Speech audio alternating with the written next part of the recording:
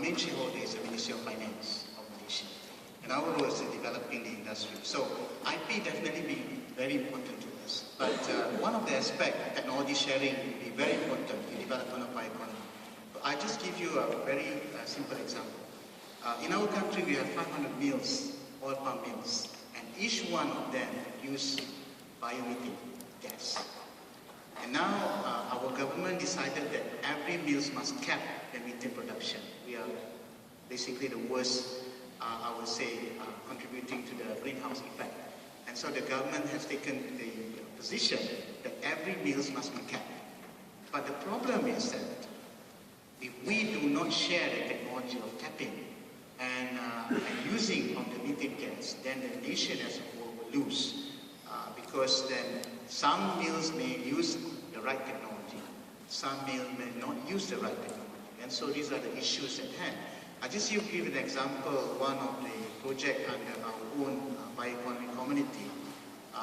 One mill has kept the methane gas production, and then they produce electricity for the mill, but they produce more than what they require. And so they share the electricity with the villages around the area. And so we thought this is a very good proposition, but we need to make sure that we could share the technology so that other mills will be able to follow through. So in our organization, what we're trying to do, we have to increase the open innovation concept so that we could share the technology and improve the sustainability of the industry. I hope I answered your question. Thank you. Let me turn to you, Frank. Your thoughts on what you have heard here, and thank you again for coming. Thank you for inviting me.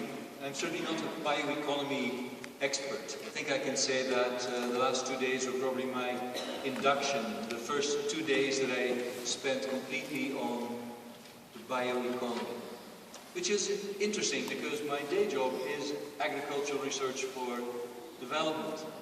And indeed, on Monday morning, I was sitting here listening carefully to the various speakers, and I was indeed having a bit the same feeling you have. You know, because I have been involved in appropriate technology since the 70s and in integrated natural resources management and in sustainable development pretty much my whole career. And I was wondering whether is bioeconomy the same thing in the new cover? Or is it new? And I do think it is new, and particularly if you see all the posters that you see outside here on the wall. To me, as a research representative in this panel, I'm very impressed and excited by all the things that we couldn't even dream of 5 years ago that we can now. The things that we couldn't do 3 years ago, you know. And it's quite telling that we had Mr. Ning Lee from BGI here, you know. It's not that long ago that we were all so impressed by having the Human Genome Project.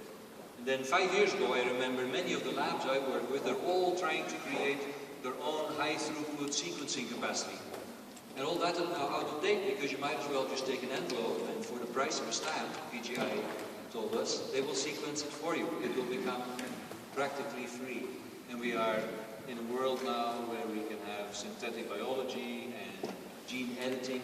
And how will that change agriculture? How will that change the bioeconomy? Frankly, I think we can barely imagine how that will change the bioeconomy. And that is, of course, extremely exciting.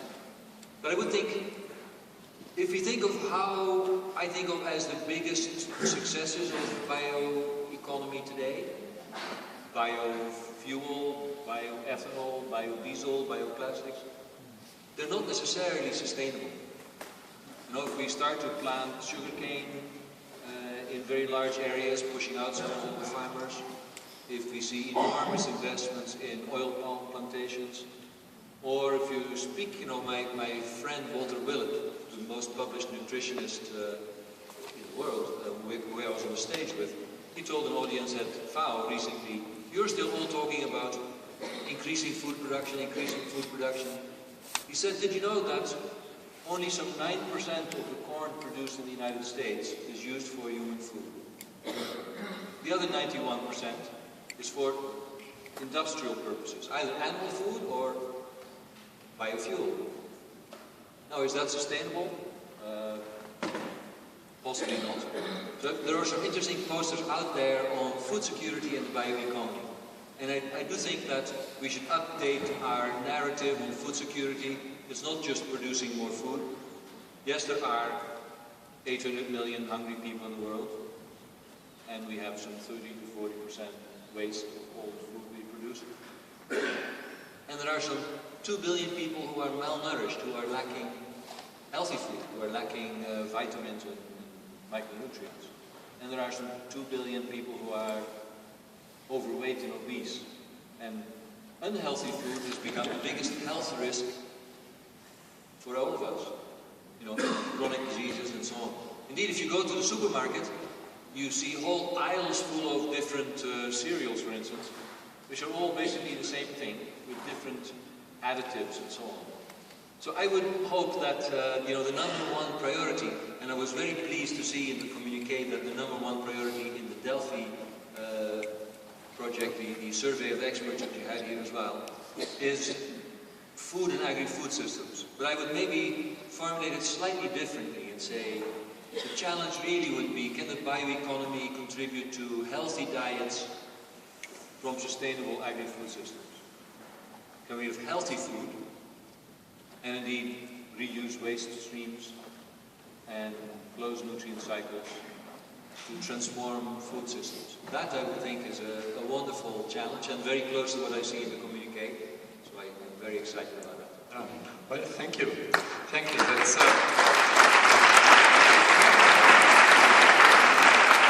thank you, Frank. We definitely don't want to equate bioeconomy with bioenergy, and especially not with its aberrations. Bioeconomy is as much about the demand side as about supply, and as much about microbes and amino acids as about biomass.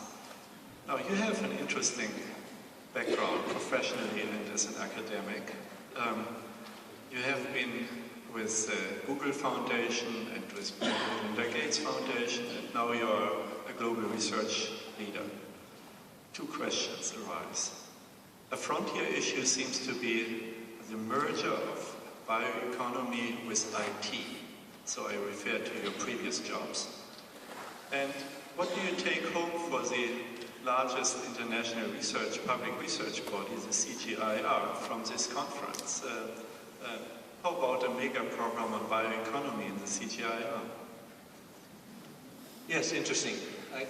I do think indeed that the scientific challenges have sort of shifted from the whole genomics area to that becoming more of a commodity, and the bioinformatics, the IT side, becoming a key bottleneck. And indeed, when I worked at Google, we worked with virus hunters who were getting massive information about new viruses, and the challenge for them was to make sense of all that information. I think that will happen to many parts of the bioeconomy as well. For the CGIAR, we are very much focused on genomics and so on, but primarily so far applying it to improving crop varieties, and very excited about being able to come up with more drought-resistant technologies, with more flood-resistant technologies, with biofortification. I think we haven't really thought enough about this linkage between agriculture and industry. All the posters that you see outside here, thinking about new products, indeed using biomass for other non-food purposes, as well as trying to come up with healthier food. So I do take that back as a key message from this conference for my colleagues in the CGIAR. Right, thank you. Klaus, last but not least, you have the floor. Yeah, thank you very much. First and foremost, I have to applaud that you dare to invite such an informed amateur myself. So you are an expert compared with me, and therefore I have to ask for your understanding. But there might be a reason that you invited me. First, I have to inform you that I'm very close to this wonderful lady sitting left to me, because I had the chance to be responsible for the United Nations Environment Programme for a period of 8 years. And this environment program is headquartered actually in Nairobi, Kenya. And I was before quite a long time a minister here in Germany. And that was the most productive time of my life, to go from this position to Nairobi. And then you have another eye on those topics we are discussing here. Therefore, first and foremost, I believe this is a very, very timely conference. It is highest time. As you can easily see, I'm an old man. So I was the head of the German delegation 1992 in Rio. And there we finalized the Rio Declaration and the Rio Principles. And one of those principles is the right to development. The right to development. Now you see the figures in the world. You always mention that this is a globalized world. This is an intensively diverted world. There are two worlds. If you see the distribution of wealth in this world, you see that 40% of the global population are responsible for over 90% of the GDP and 60% of the rest. And we learn quite now very brutally in this country, not only in this country, but in Europe altogether and other parts as well, that if we cannot overcome this problem, we will not have a peaceful world. We have in this year, and you know it, until now, nearly 1 million people migrating to this country. And if you can see a little bit a map with the population size and with the GDP, then you know this is a huge challenge now to make new possibilities for development. The world needs urgently development if we want to be a peaceful place for 9 billion people, and this will be 9 billion people when my youngest granddaughter will be just 38 years old. And therefore, you need to deliver. It is absolutely necessary. And second, and congratulations that such a sentence is in this final document. I read it twice, I couldn't believe it. But there is really mentioned, and I quote, "We note, however, that bioeconomy as such is not inherently sustainable." Full stop. Then I ask myself, what is the consequence of this? The consequence of this is transparency. And I believe that the world is expecting more and more also from science. Transparency, information. You are coming back to this in this wonderful final communique on the way forward, number 4, to build up dialogue with civil society. I can only recommend strongly, don't interpret the dialogue as you are doing it at the end of this chapter, saying we need better communication. You need better integration. Be much earlier with those information in the broader public. Otherwise, you are going very soon in the same trap as we have it in other modern technologies. If you see the discussion on genetic modification and others, go early and open and transparent with those topics, including, and you can criticize me for the sentence, the question of agenda setting. Please ask also civil society and other stakeholders for their agenda priorities. Third, and this was mentioned already, the next sentence was, food security is a fundamental priority. That is for sure correct. The question is, what kind of food is that? We are in the developed countries with a very, very energy-intensive diet, very soil-intensive diet. So we cannot give the signal to the world we can everything do with technologies and economics. We do it also, by the way, with behavior. And that is a need for scientists as well to underline this. And I can only give you the clear figure for this country. We are calculating in Germany per year that some 10 million food goes to waste. 10 million tons of food goes to waste. And This in a situation where we are importing up to 60 million hectares soil from other parts of the world. So this must be integrated. I believe a very, very outstanding and a good chance. And finally, you know, we have quite now a good prosperity with economies. We have the green economy in the outcome in Rio +20. We have the blue economy, now very high on the agenda. We have the grey economy. Where are the overlappings? Is bioeconomy a green economy? What about the integration of bioeconomy right now? Because we are starting a huge process of the oceans. You know that Rio +20 came to the conclusion that we need an implementing agreement for the law of the sea. And the law of the sea, this implementing agreement, is something, let me say it very on a low level, is something like the CBD for the oceans. Are we coming back to access and benefit sharing, what you mentioned? So, to be integrated now, that is timely that you are doing this, and therefore I can only applaud. And I'm also very happy that it was mentioned, this is a living document. You are not sentenced if you make some additional recommendation. I even dare to say, if you have some critical point in this.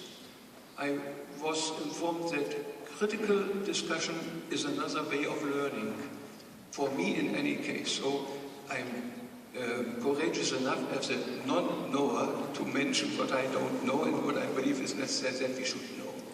Altogether, a great result. A topic which is stimulating you to ask twice. What is this in detail? Where comes the sustainability in? What is the perspective for a world of 9 billion people? There we need urgently the success of bioeconomy. Thank you very much.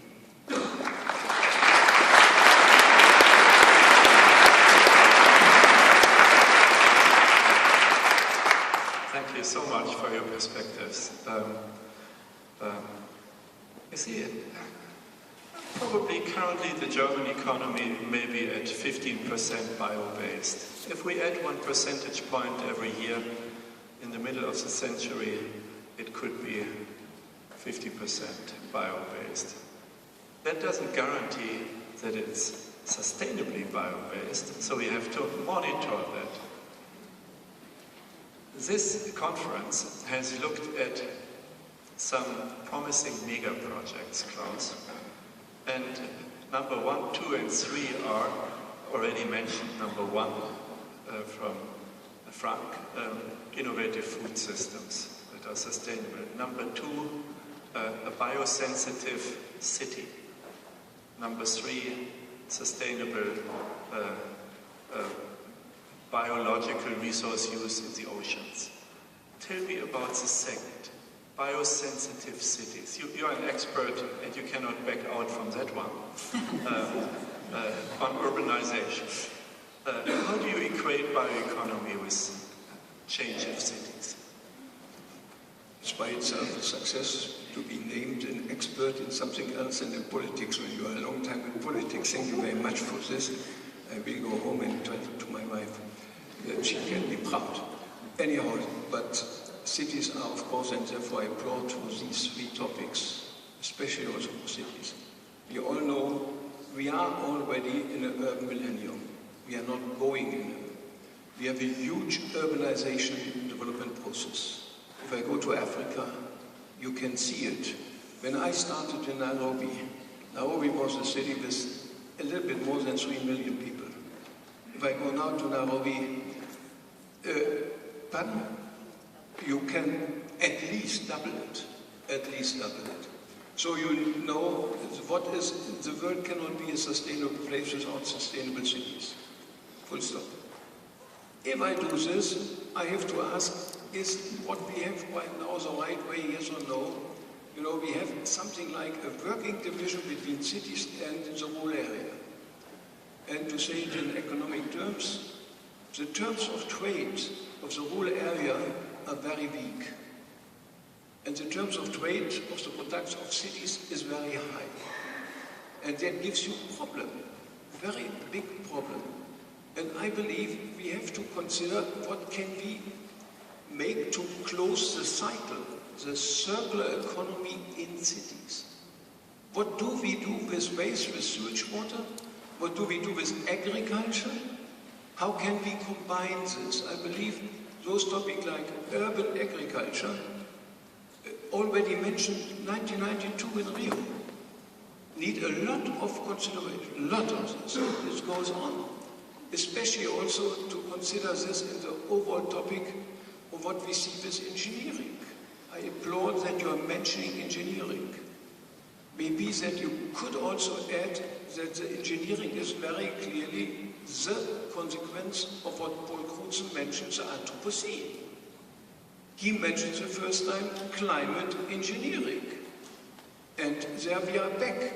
If we cannot handle climate in cities, and if we are not successful in Paris in some days already, you will see that the discussion on climate engineering will hierarchy. What can you do if mitigation and adaptation doesn't come to the result? What are you doing? And the instruments are real. And you know, follow-up of Paul Crutzen, wonderful article in Time magazine 2 years ago, the 10 ideas changing our world. Number 9 was, nature is over. Nature is over. And there's a lot of literature, research going on, what is nature?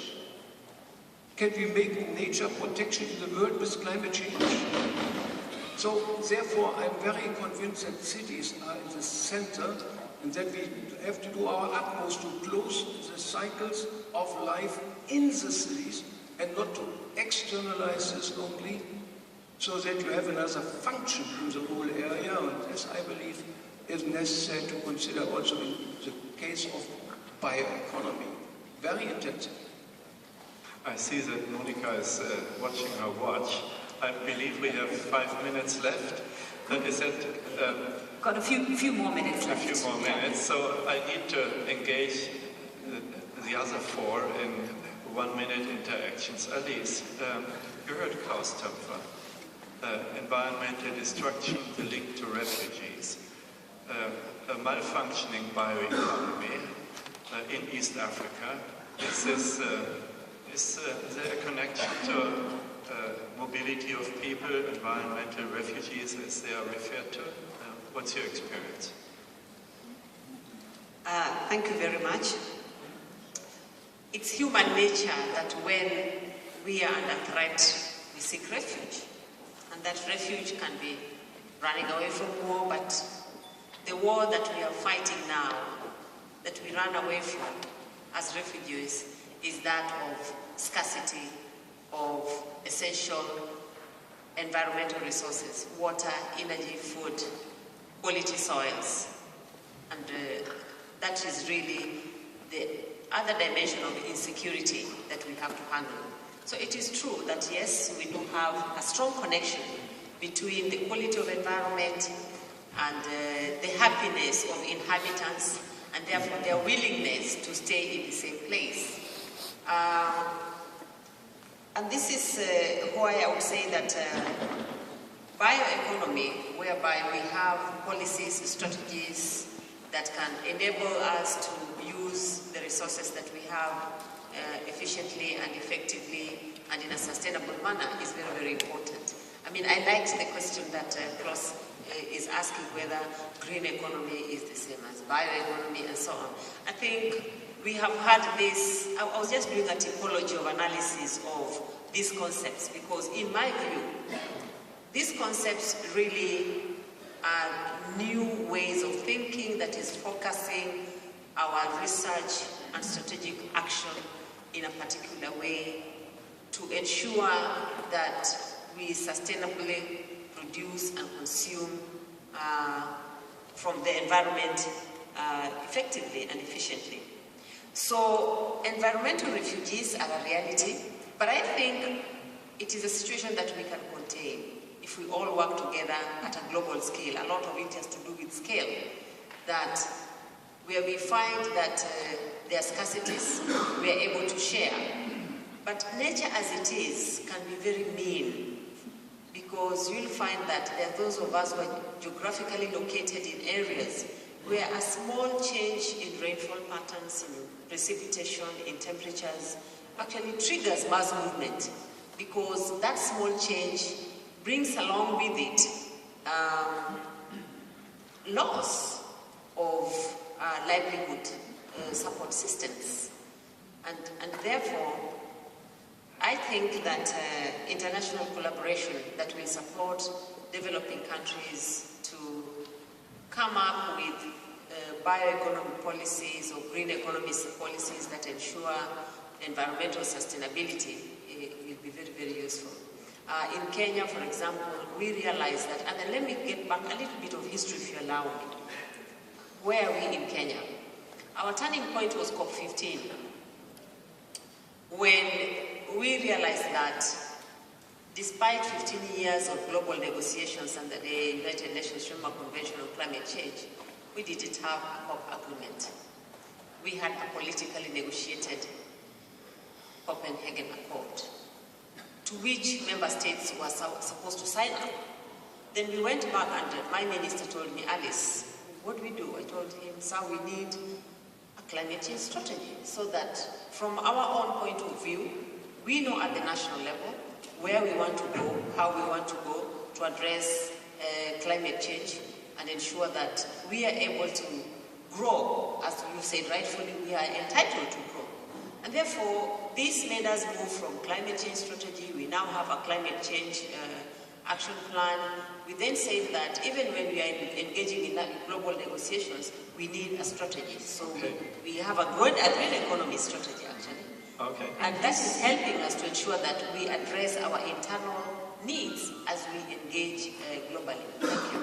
And this is certainly a huge topic next week also in Paris, and if they don't tackle it properly, the way that you sort of suggested between the lines, then the current refugee stream that we see now, mostly for very different man-made reasons, sadly, is just the tip of the iceberg. There will be so much more to follow. If you allow me, also with just looking at my watch here, I would like to bundle this and bring it a bit back together again to the communiqué and to the summit that we had in the last 2 days. And again, me as an outsider, I was listening with great interest to many, many very interesting presentations and debates.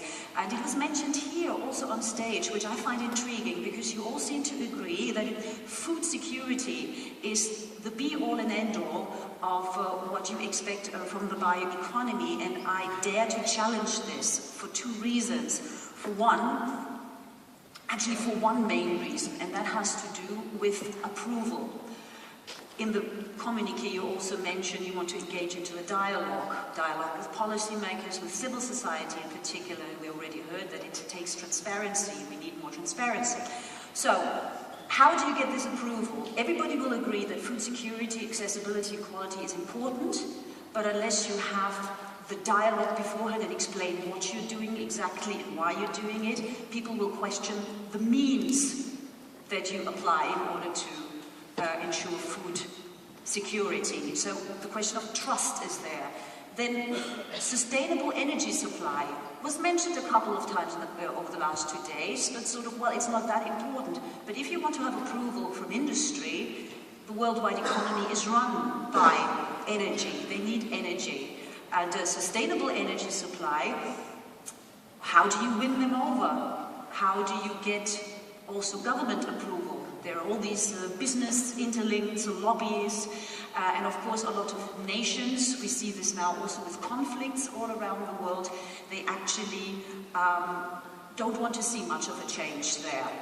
So how do you deal with this? And what about health? I had an interesting conversation earlier to this debate, and a gentleman said to me that, and you mentioned this also, that we have to deliver. So this community has to deliver. And he said, well, we don't deliver. For so many years, we're talking about that we will find a cure for cancer. And have we? No, we haven't. So again, trust and the ethical question again with the things that are being developed in the health sector. and the affordability. So for me, there are many questions that have been touched upon, but sort of all suddenly pushed to the side because it's about food security, and no doubt food security is vital. But I'd like to hear your views on those. Okay, let me try to split that up. Please don't answer the whole set of Monica's questions. Frank, you go first on food security. Yes, I think this is the first time for me that I hear the bioeconomy being more about food security. So I would challenge you that I think so far, for most people, the bioeconomy has been all about biofuels. And here we're recognizing that biofuels is not necessarily a sustainable answer. If the bioeconomy is just about shifting the chemical industry to work instead of with fossil biomass with fresh biomass, then sure, I'm sure that chemical companies can do that. It's, after all, largely the same stuff. And if we then provide subsidies that were meant for food, like in agriculture in the US, and that is really driving large amounts of corn being turned into biofuel, we're also not doing. I think that is what Joachim referred to as an aberration. We'll have to get smarter with where the bioeconomy provides real solutions.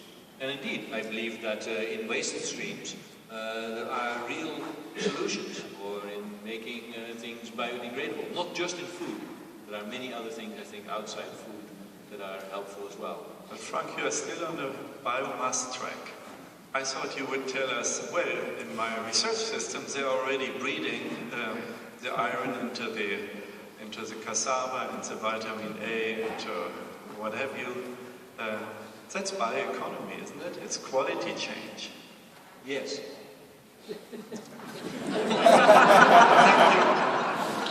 Thank you. There was a health question. Would you like to take this up? Is Malaysian or Southeast Asian bioeconomy thinking health, as Monica is suggesting?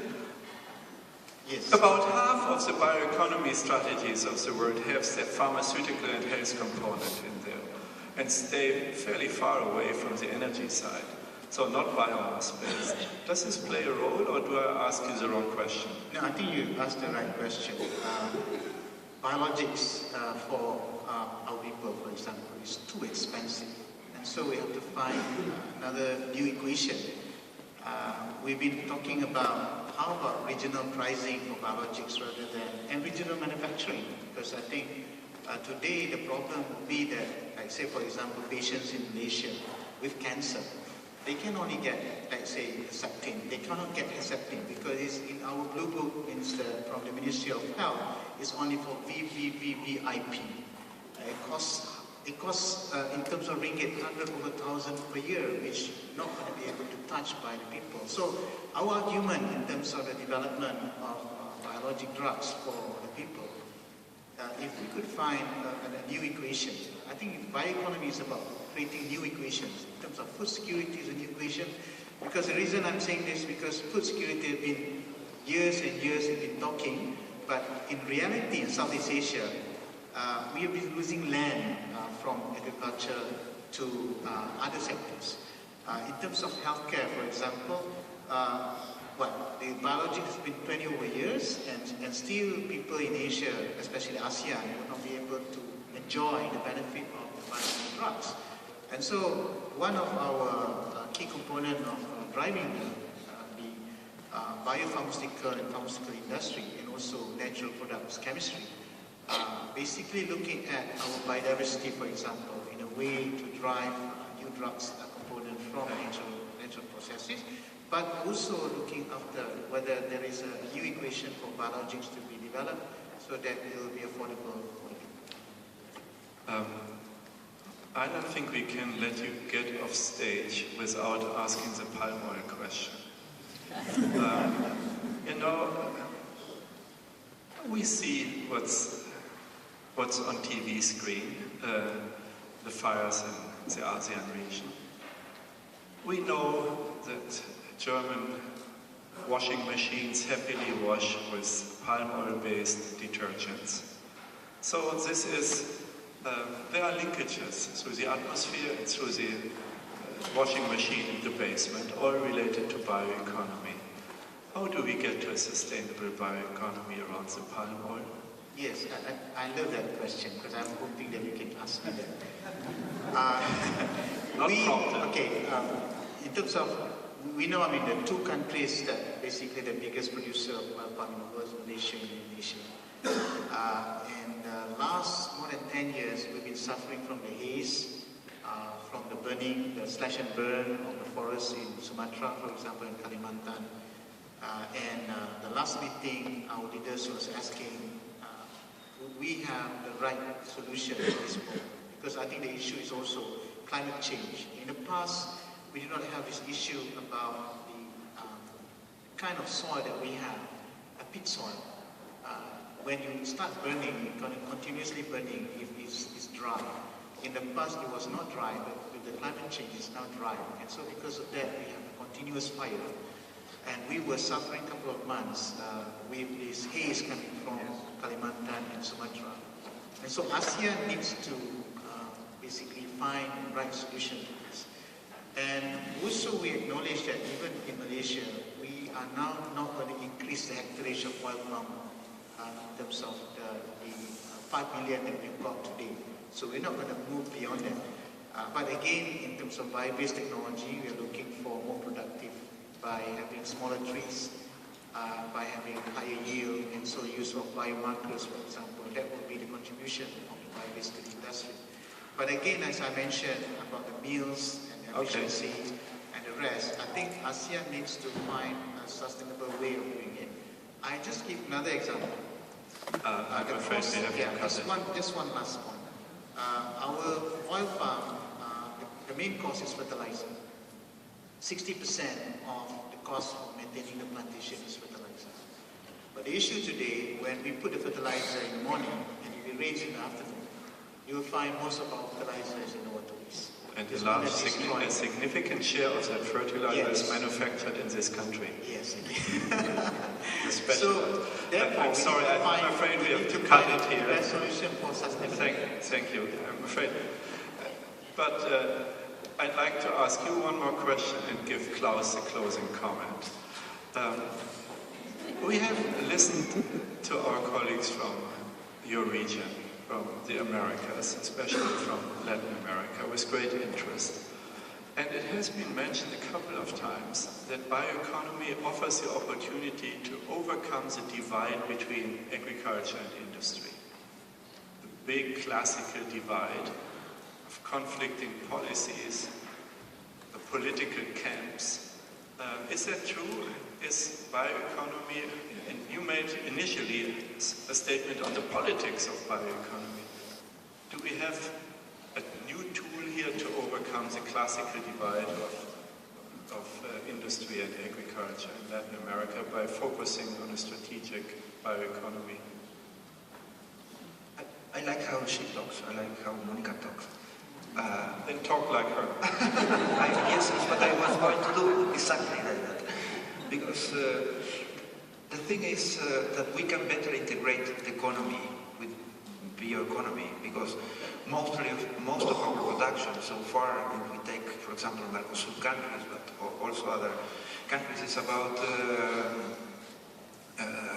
soil, water, knowledge, and how we can build some proteins through the grass or what we cultivate.